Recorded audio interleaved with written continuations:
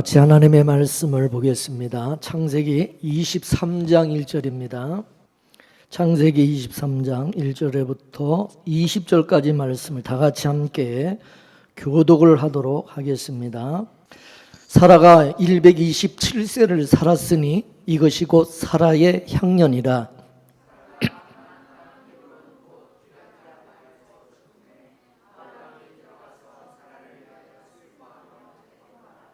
그 시체 앞에서 일어나 나가서 해족석에게 말하여 가로되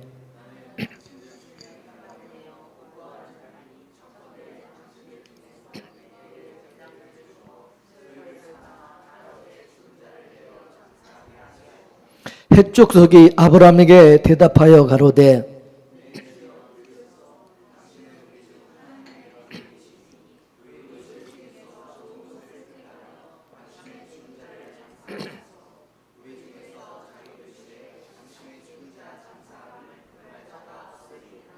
아브라함이 일어나 그 땅 거민 해족석을 향하여 몸을 굽히고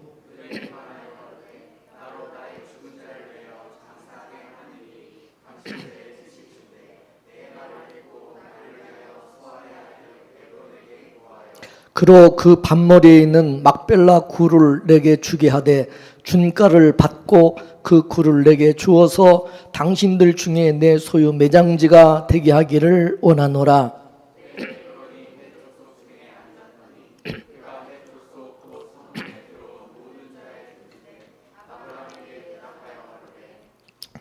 내 주여 그리 마시고 내 말을 들으소서.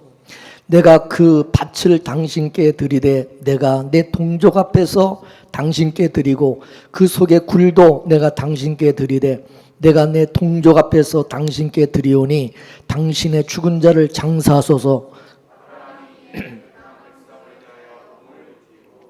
그 땅 백성에 듣는데 에브론에게 말하여 가로되 당신이 합당히 여기면 청컨대 내 말을 들으시오.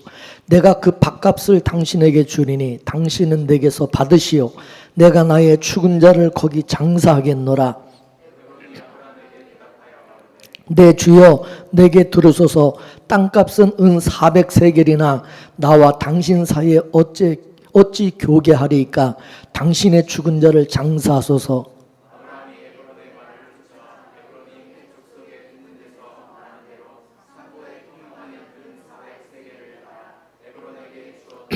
만물의 앞 막벨라에 있는 에브론의 밭을 바꾸어 그 속의 굴과 그 사방에 둘린 수목을 다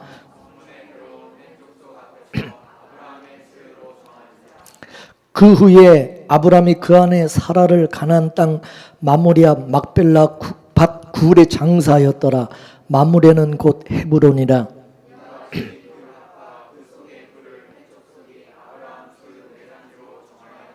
아멘. 할렐루야. 기도하겠습니다. 하나님, 하나님께 속한 자, 주님께 속한 자 한 사람도 잃어버리지 아니하고 다 하나님이 찾으시고 구원하시는 하나님께서 오늘도 하나님의 말씀을 통하여 하나님의 음성을 듣고 주님을 따르게 하시고 주님의 뜻을 쫓아 행할 수 있도록 이끌어 주시는 하나님, 오늘도 성령님을 의지하오니 우리 각 사람에게 오늘 말씀해 주시고 깨닫게 하시고 주님만을 바라보고 주님의 음성 듣고 주님만을 믿고 따르는 저희들 모두 되게 하옵소서. 오늘도 세상 유혹에 빠져서 믿음이 흔들리고 넘어진 모든 자를 다시 일으켜 주시고 회복시켜 주시고 주님 붙들어 주셔서 요동치 않게 하시고 굳건한 믿음의 반석 위에 말씀과 언약 위에 세움받을 수 있도록 도와주옵소서. 이 시간도 성령님을 의지하며 예수님의 이름으로 기도하옵나이다. 아멘. 할렐루야. 여러분, 우리가 성경을 어떤 관점에서 보느냐에 따라서 전혀 다른 해석을 하게 되어집니다. 인간 쪽에서 성경을 보느냐 아니면 하나님 입장에서 성경을 보느냐에 따라서 전혀 다른 해석을 하게 되어집니다. 인간 쪽에서 보게 되면 인간이 뭐를 해야 되는 것으로 해석을 하게 되어지고, 하나님 쪽에서 보게 되면 하나님께서 이렇게 하셨다 하는 것으로 해석이 되는 겁니다. 오늘 우리가 이 본문을 인본주의로 보게 되면 우리가 아브라함처럼 막벨라 굴을 삽시다, 우리가 돈을 주고 막벨라 굴을 산 아브라함같이 우리도 그렇게 합시다, 이렇게 이해를 하게 되어지고, 신본주의로 우리가 이 말씀을 보게 되면 하나님께서 아브라함을 위하여 막벨라 굴을 준비하셨다, 이렇게 이해를 하게 되어지는 것입니다. 오늘 이 본문을 보게 되면 사라가 죽어서 막벨라 굴에 장사되어지는 내용인데, 아브라함이 값을 주고 산 이 막벨라 그 굴에다가 자기 하나 사례를 거기 장사를 지내는 것입니다. 이거는 구속사적으로 굉장히 중요한 의미가 있습니다. 지난 시간에 우리는 여호와 일에 대해서 살펴봤죠. 왜 여호와 일이라고 그랬습니까? 이는 하나님이 받으시는 재물을 하나님이 친히 준비하신다는 의미였죠.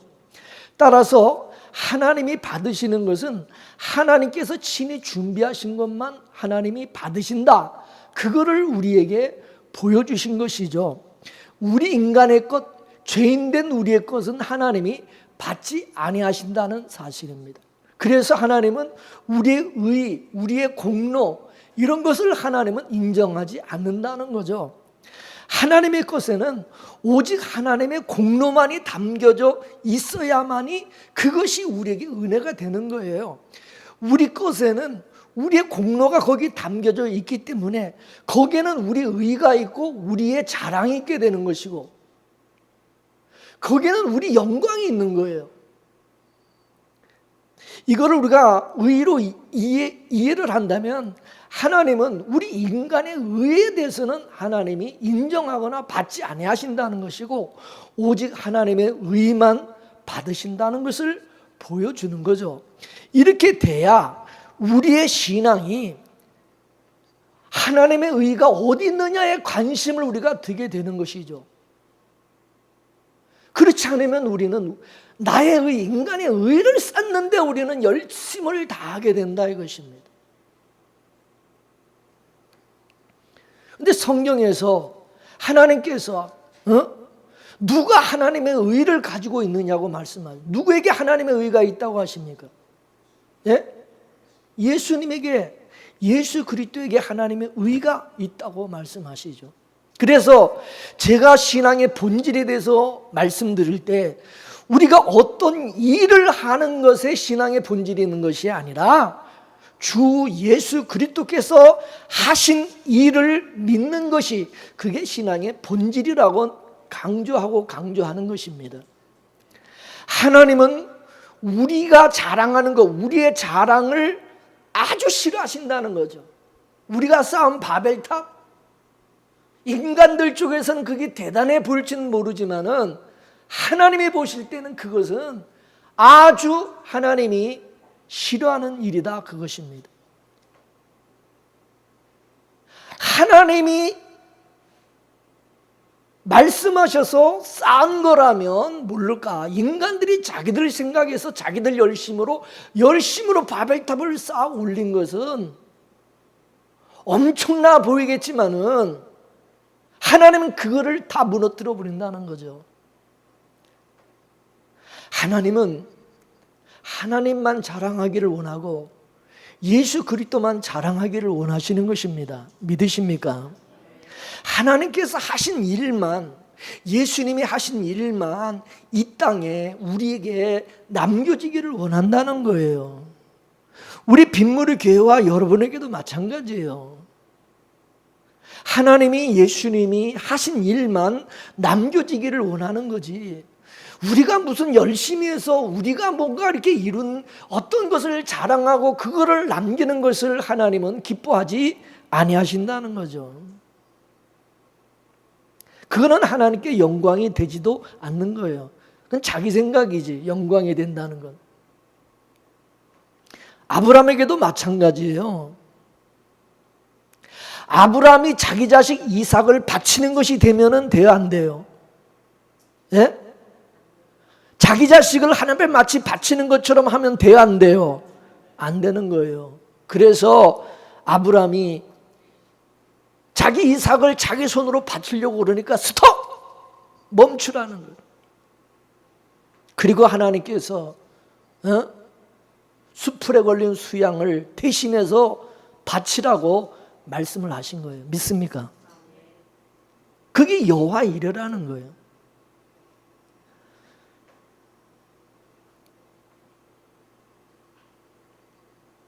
그래서 하나님은 하나님이 준비하신 것, 그것만 받으신, 하나님께서 주신 것만 요구하시는 거예요. 그래서 아브라함에게 이삭을 바치라고 한 것도 알고 보면 그 이삭을 하나님이 주신 아들이잖아요. 그죠? 그 이삭을 내가 준 거니까, 내가 너에게 준 거니까 그 이삭을 나에게 바치라 라고 요구하신 거예요. 하나님이 주신 아들이 아니면 바치라고 안 하죠. 하나님이 이스마엘 바치라고 그럽니까? 이스마엘 바치라고 안 그래요. 그건 지들이 낳아서 지들이 그거 만든 거기 때문에. 근데 이삭은 하나님이 주신 아들이거든요. 그렇죠? 근데 그 이삭을 또 바치려고 하니까 하나님께서 이삭 말고 수풀에 걸린 그 수양을 대신해서 바치라고 하시는 거예요. 이렇게 되면 이삭도 죄인이기 때문에 하나님이 친히 준비한 제물로 제사 드리는 것이 되는 거예요. 그래서 우리가 성경을 자세하게 보게 되면 성경은 하나님의 은혜만을 얘기하고 있는 겁니다. 이 세상이 만들어진 것 자체가 알고 보면 다 하나님의 선물이죠. 우리가 이렇게 사는 것도 하나님의 선물입니다. 우리는 원래 없었던 자예요. 그죠? 원래 없었던 자예요. 근데 창세전의 언약에 의해서 우리가 생겨났다 이거예요.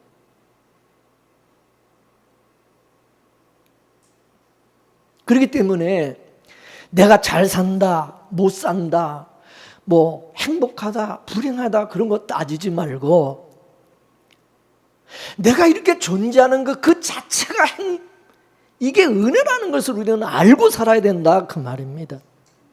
그럴 때 감사가 되는 겁니다. 그런데 우리는 매사에 우리 입장에서 생각하기 때문에 좋다, 나빴다가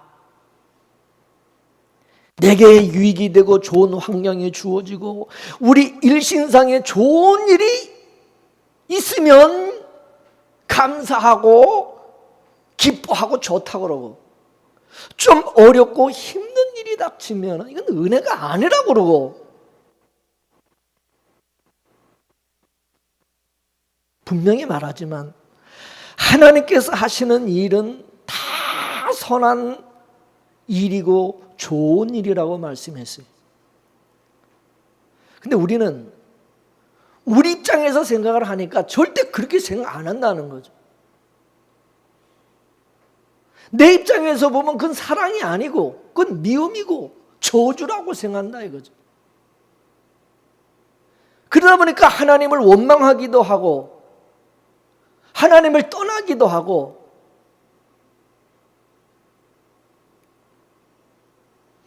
바울이 뭐라 그랬습니까? 우리가 믿음으로 받으면 버릴 것이 하나도 없다 그랬어요. 그죠? 은혜로 보면은 다 감사할 일이다 그 말입니다. 우리가 순경에 처하는 것도 하나님의 은혜고 역경에 처하는 것도 하나님의 은혜라는 거예요. 왜 역경은 하나님의 은혜가 아니냐 이거예요. 시편 23편을 보게 되면 여호와가 우리 목자, 나의 목자가 되시는데 그분이 나를 푸른 초장 실만한 물가로만 인도하는 것이 아니라 때로는 사망의 음침한 골짜기로도 인도하신다고 그랬습니까? 안 그랬습니까? 우리 양의 입장에서 보게 되면 사망의 음침한 골짜기로 가는 거 싫어하죠. 그러나 목자의 입장에서는 우리를 그냥 푸른 초장에다가만 맨날 물가에다가만 두면은 병이 들기 때문에 거친 또 사망의 음침한 골짜기와 산으로도 끌고 가는 것입니다. 따라서 우리는 구약의 이스라엘 백성들을 통해서 하나님을 우리는 알아가야 된다는 거죠. 우리를 간섭하시고 다스리시고 우리를 인도하시는 하나님이 이런 분이구나 라고 하는 것을 이스라엘 백성을 통해서 우리는 배워야 되고 알아야 된다 이거죠. 그래야만 실족하지 않게 되고 시험에 들지 않게 된다는 거죠.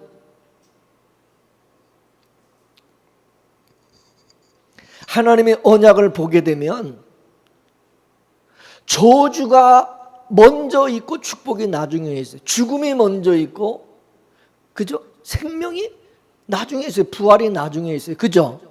고난이 먼저 있고 영광은 나중에 있는 거예요.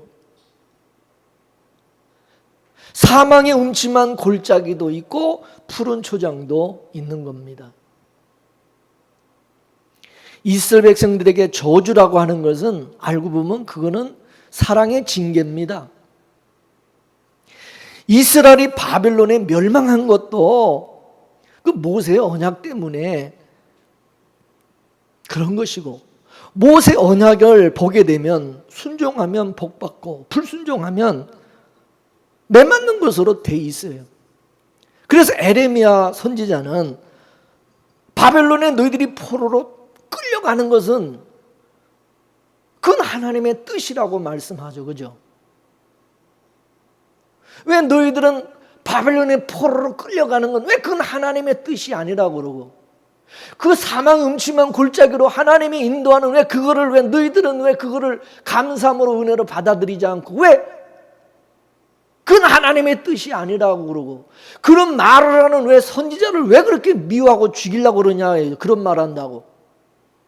맨날 하나님은 푸른 초장 쉴만한 물가로만 인도한다고 얘기하는 그런 선지자만 좋아하고, 그런 선지자만 좋은 목자라고 생각하고, 사망의 음침한 골짜기로 하나님이 인도하신다고 얘기하는 선지자는 미워하고 싫어하고 말도 안 듣고 그건 하나님의 뜻이 아니라고 그러고, 너희들은 왜 그러냐 이거예요. 에레미야서가 그거 아닙니까, 내용이.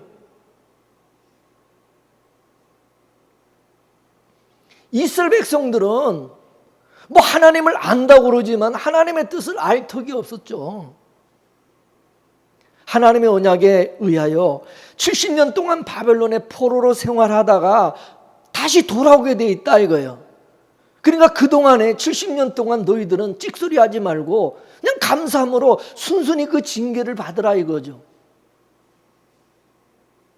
70년이 찰 때까지, 하나님의 때가 찰 때까지 그냥 인내하면서 달게 그 징계를 받을 생각을 해야지.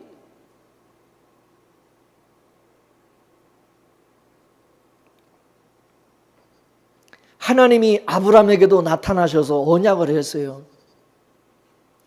아브라함의 후손인 이스라엘 백성들이 애굽에서 종살이 하다가 400년, 430년 만에 다시 돌아오게 될 거 이미 하나님께서 아브라함에게 이미 말씀하셨어요.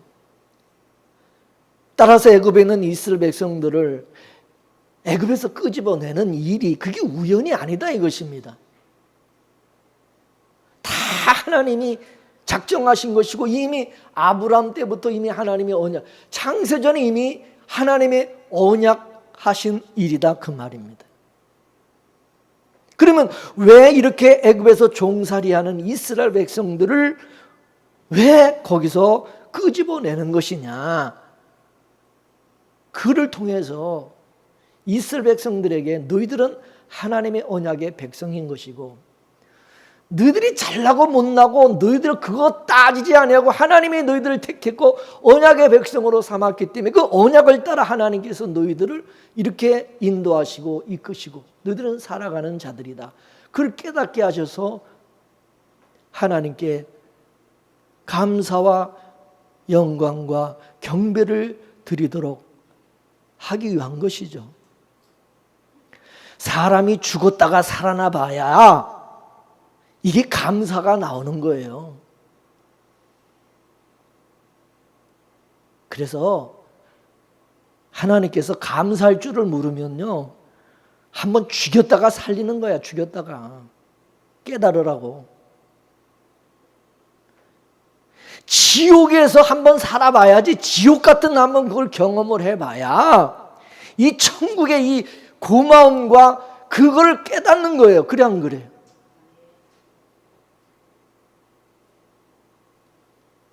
이 철따구가 없는, 철없는 그런 신자는요, 하나님께서 그래서 한번 개고생을 시키는 거야. 이게 철이 들게.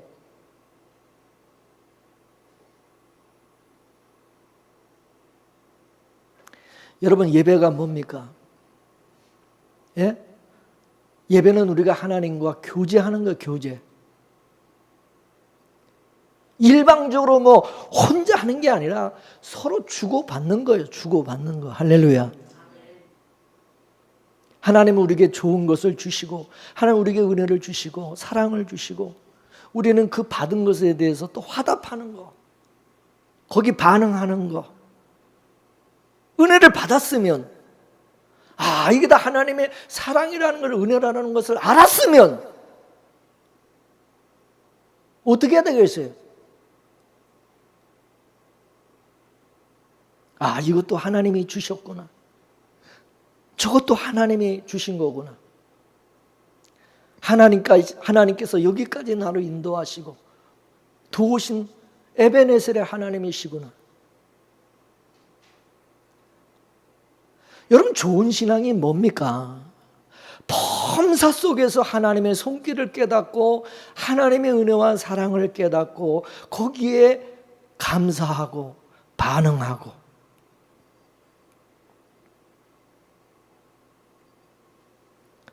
하나님께서 성경에 사랑하는 하나님의 백성들을 하나님께서 다스리시고 인도하시는데,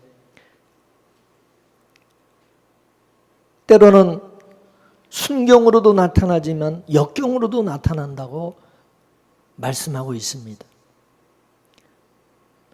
사랑의 이면에는 질투와 미움도 있는 거잖아요. 그래서 질투도 사랑이고 미움도 사랑이라는. 하나님이 우리를 다스려가는 모든 것은 다 사랑입니다. 하나님의 사랑. 믿으십니까? 하나님은 사랑이시라. 우리가 어떤 일을 당할 때 내가 왜 이런 일을 당해야 되는지, 왜 나에게 이런 일이 일어나는지 원망하지 말고, 하나님이 나를 사랑하시는데 왜 하나님이 나에게 이런 일을 벌이셨을까를 한번 생각해 보라 이것입니다.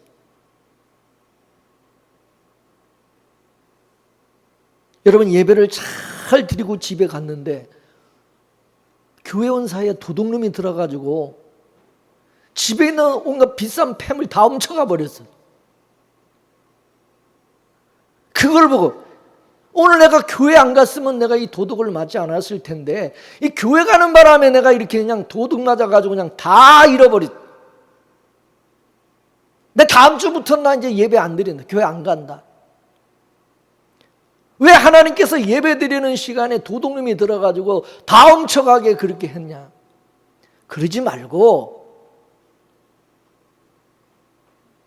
내가 은근 폐물에 그렇게 너무 그렇게 집착을 하고 거기 마음을, 관심을 거기다 두니까, 아, 하나님께서 천사를 보내셔서 다 치워버리셨구나.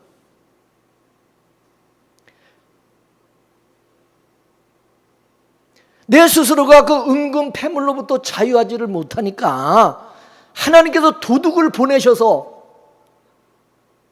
내가 못하는 거를, 내가 애지중지하는 그것을 하나님이 다 치워버리셨구나. 왜 그런 생각은 안 하냐 이거죠. 하나님이 뭐라 그랬습니까? 모든 것이 합력하여 선을 이룬다고 말씀했습니까? 안 했습니까? 믿으세요? 그러면 도둑놈이 은금 폐물을 훔쳐간 것도 하나님이 하신 일로 봐야지.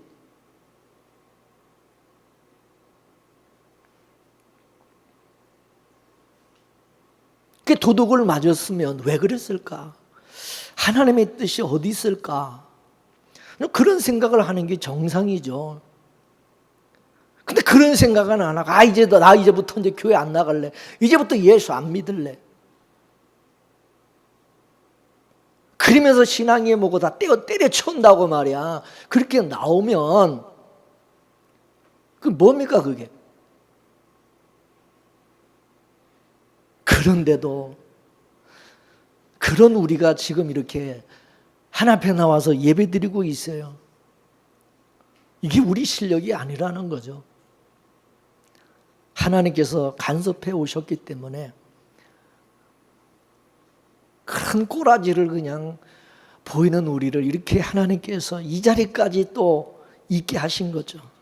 그러니 우리는 예수 믿는 게 여러분 자꾸 내 실력이라고 이렇게 생각하지 마시고 하나님이 나를 간섭하시고 나를 이끄신 증거다.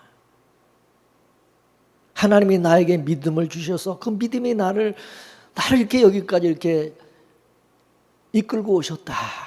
그렇게 생각을 하시고 감사하시기 바랍니다.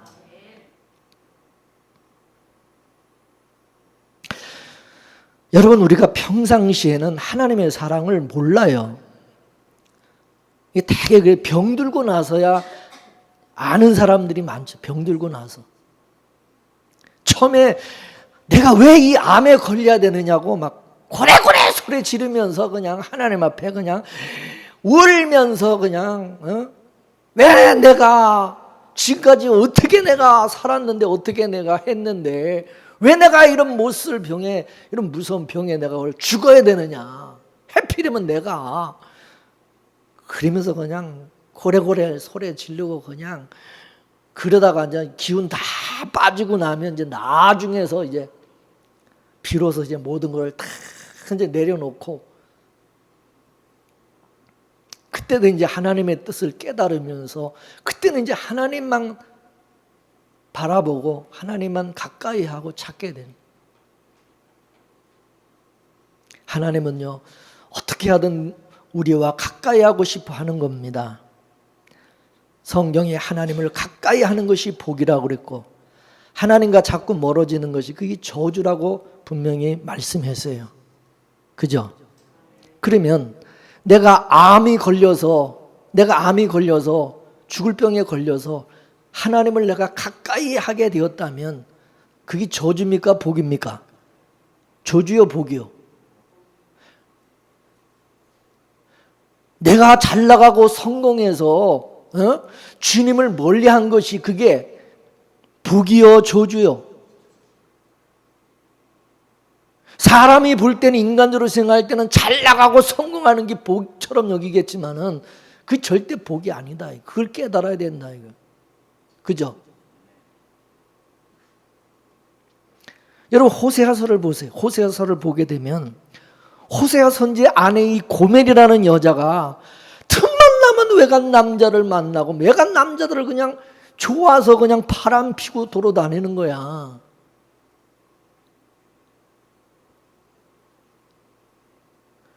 수중에 돈만 있으면 카바레 제비 만나러 가는 거요.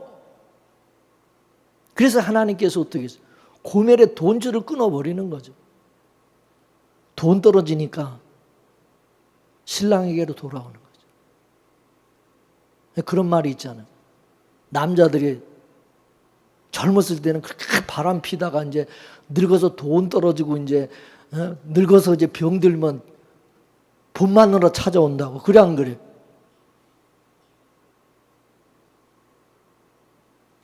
하나님께서 가시길로 막고 담을 쳐서 못 가게 했다고 하고 이거를 아굴골짜기로 우리를 인도했다 그렇게 말씀하는 것입니다. 아굴골짜기라고 하는 것은 지옥을 말하는 겁니다. 아픔을 말하는 거예요. 고통을 말하는 거예요. 근데 그 고멜이 우리입니다. 우리도 등 따시고 배부르면 하나님은 이제 멀리하고 하나님 생각도 안 하고 이제 지 마음대로 살려고 그러죠. 그죠? 그래서 하나님께서 사랑하신 하나님, 그래서 건강을 쳐버리죠. 환도뼈 부러뜨려 버리죠. 물질도 하나는 다 뺏어가 버리는 거죠. 다 뺏기고 나서 이제 그때서 이제 쥐뿔도 없으니까 아무것도 없으니까 이제 그때서 하나님을 바라보고 하나님의 성전을 바라보는 거고 주님을 이제 왜 없으니까 바라볼 게 없으니까 의지할 게 없으니까 그래서 물질을 거두어 가시고 건강을 뺏어가는 일들을 만들어서라도 하나님을 찾게 하는 것이 이게 하나님의 사랑이라는 겁니다. 여러분 탕자 비유에서 아버지가 가장 기뻐하는 것이 뭐겠어요? 예? 이 아들이 세상에 나가서 성공하고 출세해서 돈 많이 벌어서 재벌되는 그거 아버지가 원합니까? 그걸 아버지가 그렇게 그런 아들이 되는 걸 하나님이 기뻐하십니까? 어떻게 생각하세요, 여러분? 탕자의 비유에 나오는 그 아버지는 자기 아들이 어떤 아들이 되는 것을 기뻐하냐 이거예요. 빨리 탕진하고 망해서 이놈의 자식이 거지가 돼가지고 아버지 집으로 빨리 돌아오는 것을 아버지는 원하고 그걸 기뻐하는 거예요. 그래요, 안 그래요? 그래서 아버지는 늘 문 밖에 나가서 아들이 언제 오늘이 돌아오나 내일 돌아오나 기다린 거예요. 뭐냐면 아버지는 알았어요. 이놈의 아들이 빨리 망하고 빨리 거지가 돼서 돌아오기를 기다리는 것입니다. 그래서 이 탕자가 다 털어먹고 완전히 다 탕진해서 거지가 돼서 돌아왔지만은 아버지는 그게 아버지가 원하는 것이었기 때문에 너무너무 기쁘고 좋아서 잔치를 벌였던 거예요. 이해가 되십니까?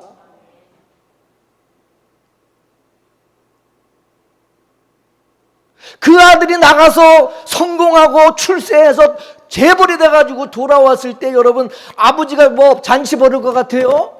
기뻐하고 호루자식 그냥 그놈의 자식 생각할 때마다 그냥 속이 그냥 썩어 문드러지지.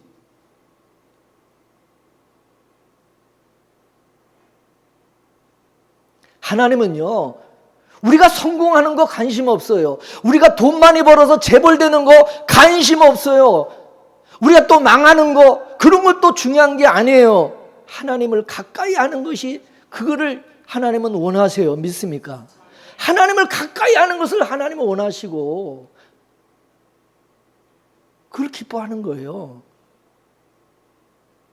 좀 깨달으세요.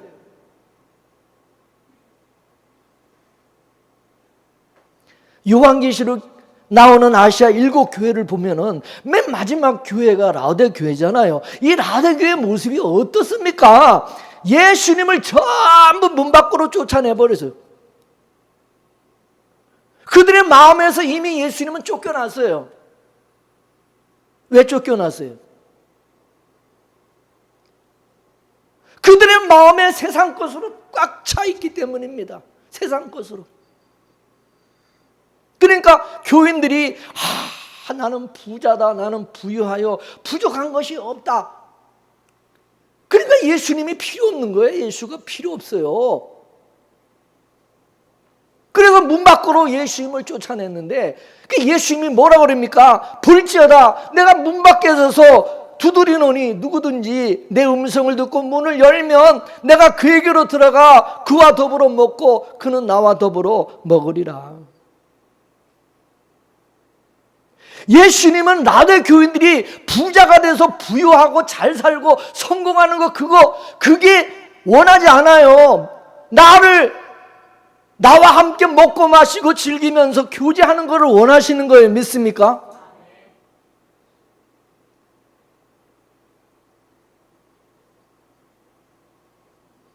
우리도 마찬가지입니다.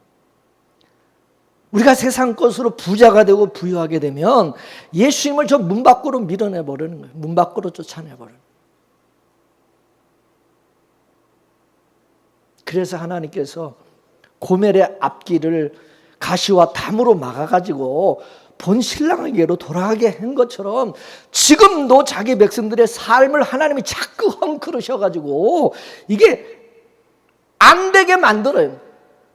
그래서 예수님에게로 돌아오게 하는 거예요. 내 뜻대로 뭔가 안 돼야, 이게 내 뜻대로 사라지지 않아야 주님 앞으로 나오게 되고 주님의 뜻을 따르게 돼 있는 겁니다. 자기 뜻대로 뭐가 자꾸 되면요, 자기 뜻대로 자꾸 살라고 고집을 피우는 거야. 따라서 우리 뜻대로 사라지지 않음에 대해서 감사해야 되는 겁니다.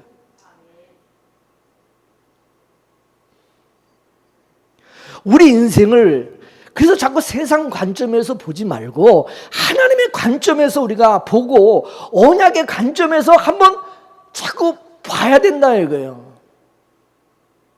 그래서 이 예배 시간에 이 설교를 통해서 여러분 이 관점을 다시 여러분의 관점을 이거를 좀 바꾸기 위해서 제가 자꾸 하나님 이런 말씀을 하게 하는 거예요. 믿습니까?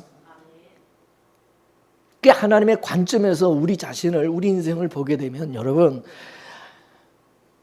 우리가 얼마나 복된 인생인가를 깨닫게 되는 겁니다. 에레미야 1장 4절에서 10절까지 말씀을 한번 우리 읽어볼까요? 에레미야 1장 4절에서 10절 시작. 여호와의 말씀이 내게 임하니라. 이르시되 내가 너를 복중에 짓기 전에 너를 알았고 내가 태에서 나오기 전에 너를 구별하였고 너를 열방의 선지자로 세웠노라 하시기로 내가 가로되 슬프도소이다 주 여호와여 보소서 나는 아이라 말할 줄을 알지 못하나이다. 여호와여 내게 이르시되 너는 아이라 하지 말고 내가 너를 누구에게 보내든지 너는 가며 내가 내게 무엇을 명하든지 너는 말할지니라. 너는 그들을 인하여 두려워 말라. 내가 너와 함께하여 너를 구원하리라. 나 여호와의 말이니라 하시고 여호와께서 그 손을 내밀어 그 입에 대시며 내게 이르시되 보라 내가 내 말을 내 입에 두었노라. 보라 내가 오늘날 너를 열방 만국 위에 세우고 너를 뽑으며 파괴하며 파멸하며 넘어뜨리며 건설하며 심게 하였느니라. 아멘. 에레미야가 잘 살고 있을 때 어느 날 느닷없이 하나님이 찾아오셨습니다. 그러면서 하시는 말씀이 내가 너를 열방의 선지자로 세웠다. 아니 지금 열심히 잘 살고 자기 나름대로 직업을 가지고 잘 사는 에레미야에게 어느 날 갑자기 와서 선지자로 세웠다고 그러는 거예요. 그게 에레미야 선지자가 기겁을 하는 것입니다. 좋아하는 게 아니라 뭐라 그랬습니까? 슬프도소이다.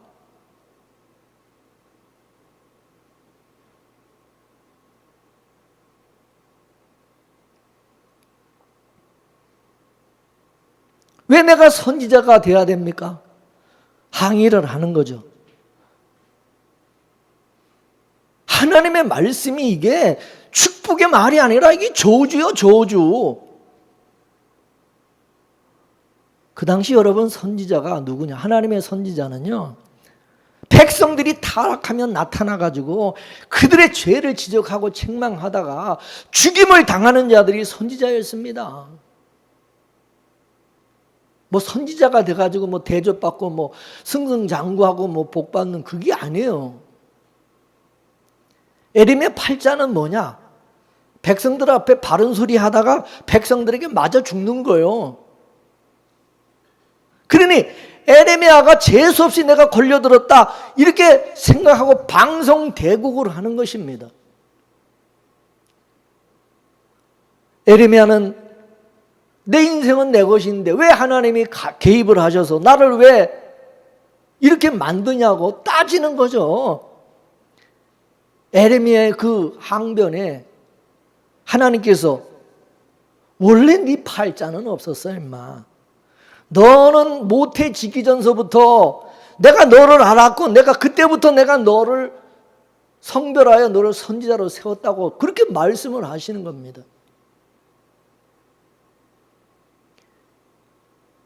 에레미야가 있기 전에, 생기기 전에 하나님의 언약이 먼저인 거죠. 그 언약이. 항상 얘기죠. 우리가 존재하는 것은 하나님의 언약이 때문이라고 했어요. 그래서 언약이 먼저라는 거예요.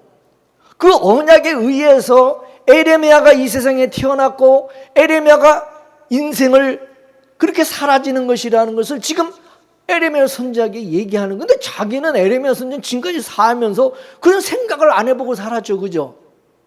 그래 안 그래요? 우리 인생도 에레미야와 똑같은 거예요. 우리도 하나님의 언약에 의해서 창조된 자들, 우리는 그런 거 모르고 살잖아. 모르고 살았죠. 그죠? 요즘 와서 하도 이봉재 목사가 그걸 얘기하니까 이제 조금 이제 여러분이 이제 뭐 깨닫는지 모르겠습니다만, 여러분, 만일 여러분이 에레미야 선지자처럼 잘 살고 있는데 오늘 하나님께서 찾아오셔서 여러분에게 믿음을 주시고 예수를 믿어지게 하신 거예요. 예수가 믿어지게 하셨어요. 그리고 이제 예수 팔자로 살게 하신 겁니다. 예수 팔자로. 근데 이게 우리에게는 기쁘지가 않습니다. 내 팔자가 없으니까. 내 마음대로 못 사니까, 이제 내 뜻대로 내가 원하는 대로 못 사니까. 그래서 우리는 맨날 하나님 앞에 어떤 따지죠. 내 인생이 왜 이 모양이 이 꼴입니까? 왜 내가 이렇게 살아야 됩니까? 제 버전으로 말하면, 저 친구는 그냥 지 마음대로 그냥 지 할 거 다 하면서 사는데, 지 하고 싶은 거 다 하면서 사는데 나는 왜 이렇게 목사가 돼가지고 맨날 이렇게 교회에서 나는 왜 이렇게 살아야 됩니까? 그리고 저쪽 교회는 잘 되는데 왜 우리 교회는 이 모양 이 꼴입니까? 하나님 말씀하시죠. 네 인생은 없어. 너는 애초부터 없는 놈이야. 근데 내가 처음부터 내가 너를 목사로 세웠어. 너는 백성들에게 바른 소리 하다가 하나님의 말씀 전해다 죽어. 그게 네 팔자예요. 그렇게 말씀하시는 거죠. 여러분, 에레미야처럼 이 고약한 팔자를 여러분 아십니까? 근데 여러분, 그것이 하나님의 은혜라는 것을 알게 되면 배짱이 생긴다는 거죠. 내 인생은 내가 책임지는 것이 아니라 하나님이 책임져 주시는 거구나. 두려움이 없는 거예요. 담대해지는 거예요. 걱정이 없는 겁니다. 우리는 죽고 싶어도 사명이 끝나기 전까지는요, 우리는 죽을 수 없어요. 반대로 사명이 다 끝나면 내가 아무리 살고 싶어도 죽는 거예요. 하나님이 데려가십니다. 그러니까 여러분, 그냥 사명 다 하는 날까지 살다가 오늘 하나님이 봤을 때 이제 네 사명, 네 역할 다 했다. 그러면 하나님이 내가 원하지 않아도 그냥 하나님이 알아서 데려가셔요. 근데 나를 이 땅에다가 내버려 둔 것은 뭔가 사명과 뜻이 있으니까 내버려 두는 걸 살게 하시는 거예요. 믿으십니까? 오늘 본문이 바로 그 얘기를 해주고 있는 겁니다. 사라가 127세를 살았는데 험악한 세월을 살았어요. 그 험악한 세월을 이제 하나님이 이제 그만 살고 와라. 그걸 부르신 거예요. 근데 그게 복이죠. 그래서 사라는 이제 아브라함이 사놓은 그 굴에 묻혀서 안식을 하게 되는 것입니다. 근데 이 이야기가 이삭의 번제 사건 이후에 이게 나타난 사건입니다. 이것이 계시사적으로 이것을 보게 되면 무슨 뜻이 여기에 있겠죠? 이삭의 번제 사건이라고 하는 것은 이삭의 죽음을 상징하는 것입니다. 근데 그 이삭은 여호와 이레로서 예수님을 예표한다고 그랬어요. 예수님을 예표하고 있기 때문에 이삭의 그 죽음은 예수님의 죽음을 상징하고 예표하는 것입니다. 순서상으로 보게 되면은 이삭이 먼저 죽은 것이고 이삭이, 사라가 나중에 죽은 것이 되는 것입니다. 그렇게 되면 사라가 이삭의 죽음 안으로 들어가게 되는 것입니다.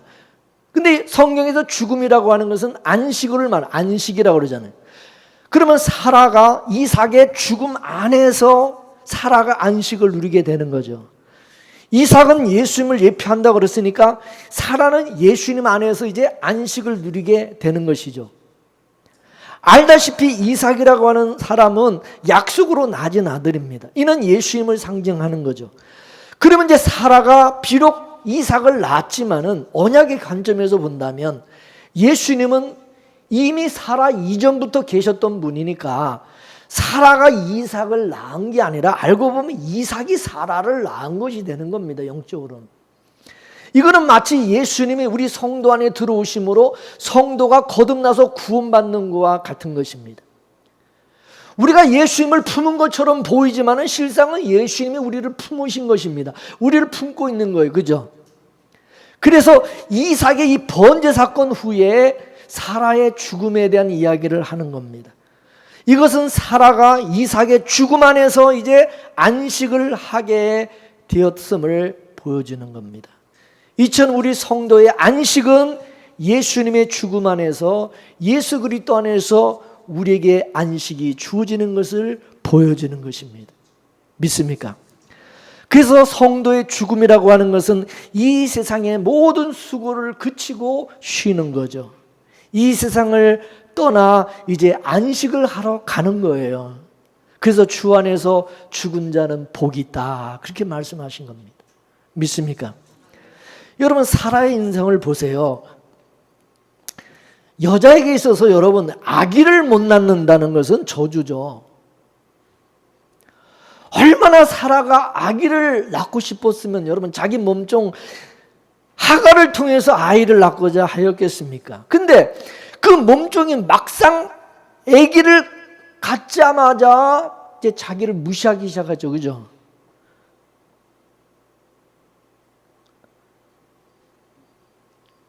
그러다가 하나님이 사라에게도 아이를 줍니다. 근데 이 몸종 자식이 자기 자식을 막 구박하는 거예요. 조롱하고. 그래서 이 몸종 자식을 쫓아내버리죠. 집에서. 이제는 아픔이 없는가 싶었는데 이제는 아니 그 아이를 하나님 앞에 번제 제물로 바치라는 거예요. 사라의 심정이 어떠하겠습니까? 자식을 죽이는 어미의 심정은 뭐 말할 수 없는 거죠. 지옥이죠. 그런데 그 자식이 죽을 줄 알았는데 살아서 돌아오는 것입니다. 살아서. 이삭이 돌아와서 어미를 이제 안식의 세계로 인도하는 것입니다. 살아 돌아온 이 이삭은 부활하신 예수님을 상징하는 거죠. 그렇기 때문에 살아 돌아온 이삭이 마치 부활하신 예수님께서 제자들을 찾아오셔서 안식의 세계로 초대하는 것과 같이 사라를 안식의 세계로 초대하는 것입니다. 하나님이 사라를 수고하는 이 땅에서 쉼이 있는 안식의 세계로 데려가시는 겁니다. 그래서 성경은 성도의 죽음을 죽었다고 안 그러고 잠을 잔다고 잠을 잔다.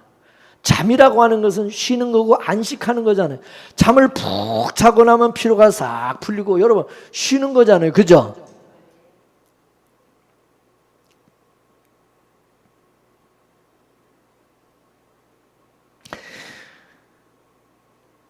이사야 57장 1절에서 2절까지 말씀을 한번 우리 보겠습니다. 이사야 57장 이제 시작. 의인이 죽을지라도 마음에 두는 자가 없고 자비한 자들이 취하여감을 입을지라도 그 의인은 화액전에 취하여감을 입은 것인 줄로 깨닫는 자가 없도다. 그는 평안에 들어갔나니 무릇 정로로 행하는 자는 자기들의 침상에서 편히 쉬느니라. 아멘. 이 말씀 앞을 우리가 안 읽었지만 이 앞의 내용을 여러분이 아셔야 됩니다. 이사야 56장 9절을 보게 되면은 양들이 거짓 선지자들의 먹이거리로 살고 있었습니다. 짐승들에게 시달리고 있는 거죠. 그래서 하나님이 그 거짓 선지자들, 그 짐승 같은 그놈들의 아가리에서 자기 백성들을 끄집어내는데, 그 끄집어내는 방법이 뭐냐면 죽음인 것입니다. 죽음. 근데 이러한 죽음이 하나님께서 의인을 쉬게 하는 것이라는 것을 그들은 꿈에도 모르는 거예요. 하나님의 백성들은. 그래서 그거를 알려주는 거예요. 얘들아, 너희들의 이 죽음이라고 하는 것이 안식으로 들어가는 것이고 편히 쉬는 거라 이것입니다. 할렐루야. 그러니까 기뻐하라는 것입니다. 짐승들 편에서 보게 되면은 데려감을 입은 자들이 불쌍한 사람들처럼 보이죠. 그러나 하나님께서는 자기 백성들 이제 그만 쉬라고, 그만 시달리라고 하나님이 데려가시는 거예요. 그러므로 성도에게서 이 죽음은 감사하고 기뻐할 일이고 복이라는 것이죠. 예를 들어서 우리가 복음 전하다가 우연한 사고로 죽었다고 합시다. 그러면 우리를 비방하는 사람들은 아이 잘 죽었다고 좋아하겠지만은 그것은 하나님께서 이제 그만 쉬어라, 평안히 쉬라고 천국으로 데려가시는 것입니다. 그러니 복음 전하다가 죽더라도 슬퍼하지 말고 기뻐하라는 거죠. 그리스도 안에서 죽으면 절대 저주가 아니라 이거는 복이기 때문이라는 것입니다. 이 세상의 역사라고 하는 것은 지나가는 한 경점에 불과하다. 이 세상은 영원한 나라가 아니라 우리에게 영원한 나라가 이미 따로 우리를 위해서 예비되어 있어요. 그죠? 시작과 끝이 있는 이 유한한 세상 속에서 먼지와 같고 점과 같은 그런 인생을 살면서 그 끝이 다다랐다고 하는 것은 희소식인 것이죠. 우리 모두 그리스도 안에서 죽음을 감사함과 복으로 받아들이고 기뻐할 수 있는 그런 사람들이 될 수 있기를 주의 이름으로 축원합니다. 축원합니다. 이 말씀을 일생하면서 다 같이 우리 찬송가 부릅니다.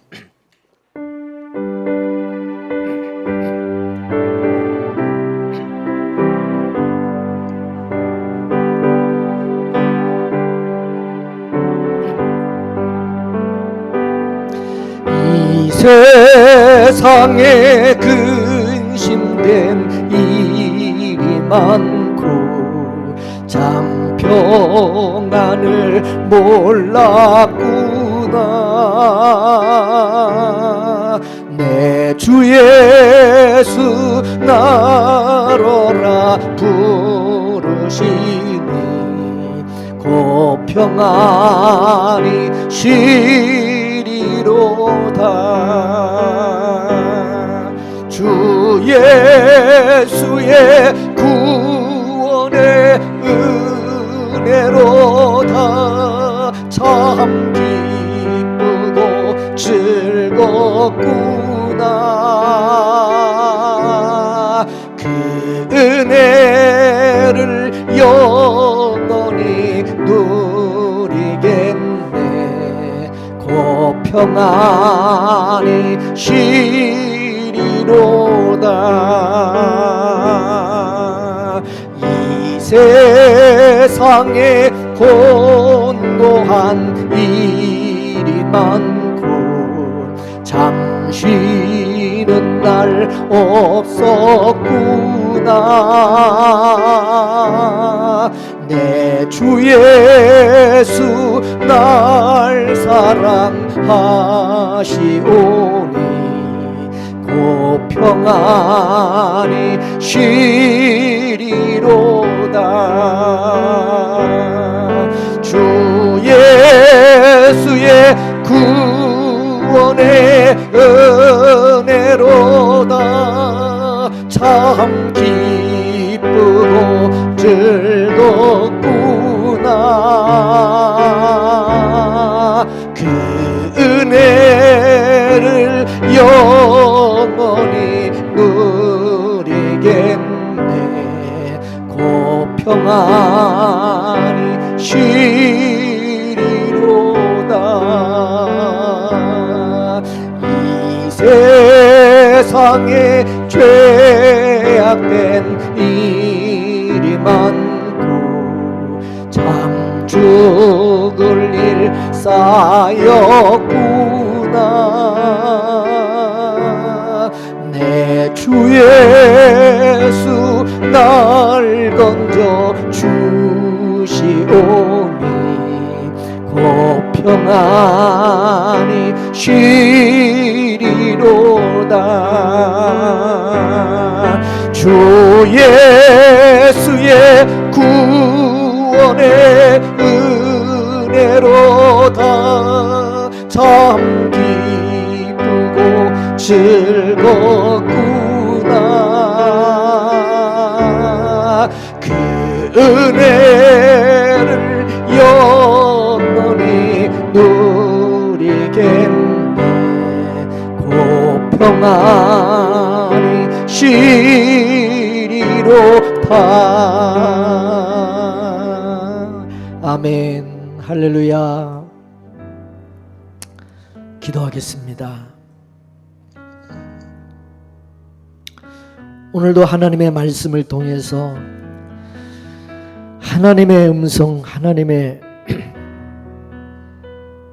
뜻을, 생각을 알게 하여 주시고 하나님의 마음을 또 우리에게 알게 하시고 하나님의 은혜와 사랑이 어떠한 것인지를 또 새롭게 깨달을 수 있는 은혜 주신 것 참 감사드립니다. 예수 그리스도 안에서 이제 나의 인생은 없고 주님이 우리를 택하시고 또 주님이 우리는 이끄시는 대로 살 수밖에 없는 줄로 믿습니다. 예수 안에서는 모든 것이 선한 것이고 좋은 것이고 복인 줄로 믿습니다.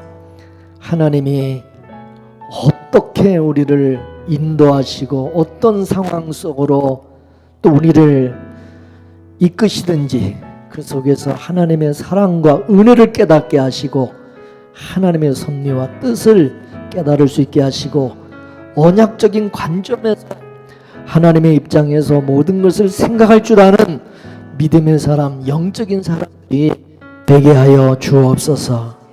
아버지 하나님, 우리가 지금 이 세상이 참 복잡하게 돌아가고 여러 가지 수많은 사건, 사고 속에, 문제 속에 우리가 살아가고 있습니다. 거기에 매몰되어서 정신없이 생각 없이 그냥 세상 거 육적인 것만 바라보고 하나님 멀리하고 살아가는 어리석은 자 한 사람도 없게 하여 주옵시고 이런 가운데서도 하나님의 그 뜻을 하나님의 그 영적인 비밀을 깨달아 알아서 우리가 담대하게 여유있게 감사함으로 살아갈 수 있는 저희들 모두가 되게 하여 주옵소서. 오늘도 하나님 주님의 품 안에서 우리 믿음의 성도들 참 평안과 안식을 누릴 수 있게 하여 주옵시고 세상의 그 어떤 것 때문에 속 끓고 괴로워하고 슬퍼하고 원망하는 자 한 사람도 없게 하여 주옵소서. 오늘도 주님으로 인해서 우리가 기뻐하며 즐거워하며 이렇게 평안한 마음으로 예배할 수 있게 하시는 하나님 앞에 감사와 영광을 돌리오며 예수님의 이름으로 기도하옵나이다. 아멘.